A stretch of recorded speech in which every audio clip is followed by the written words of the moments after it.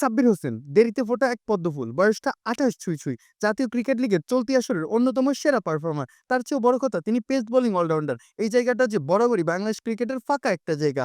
14 ইনিংসে 500-র উপরে রান আর 15-এর বেশি উইকেট নিয়েছেন। ব্যাটে বলে সমান তালে অবদান রেখেছেন চলতি জাতীয় ক্রিকেট লিগেও। টুর্নামেন্টের প্রথম ম্যাচে সেঞ্চুরি দিয়ে শুরু করেছিলেন, শেষ ম্যাচেও চ্যাম্পিয়ন সিলেটের বিপক্ষে পেলেন সেঞ্চুরি। আছে দুটো অর্ধশতকও। বোলিংয়ে সেরা ফিগার 47 রানে 6 উইকেটটাও এসেছে এবার রংপুরের বিপক্ষে।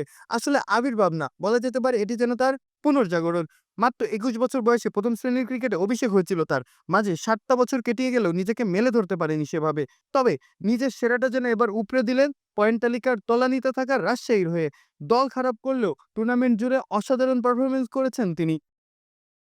তবে টুর্নামেন্টের শেষ ইনিংসটা রাঙাতে পারেননি। দলীয় সর্বোচ্চ 43 রান করা মেহেদুজ্জামান আউট হওয়ার পরে দ্রুত সাজঘরে ফেরেন তিনিও।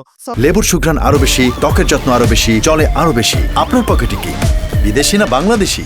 সফর আলীর পেস তাণ্ডবে 180 রানে 5 উইকেট থেকে মাত্র 186 রানে অল আউট হয়ে যায় রাজশাহী।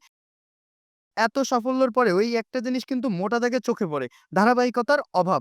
খালি চোখে পরিসংখ্যানের মারপ্যাচে হয়তো এড়িয়ে যায় তা। তবে এই ইঁদুর দৌড় প্রতিযোগিতায় লম্বা রেসের ঘোড়া হতে গেলে পারফর্ম করতে হবে নিয়মিত। এটি তিনিও বেশ ভালো করেই জানেন। শেষ থেকেই শুরু করার ভালো একটা মঞ্চ আপাতত তৈরি করে ফেলেছেন।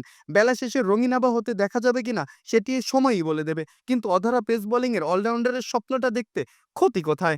মাহফুজ আহমেদ, খেলা ৭১।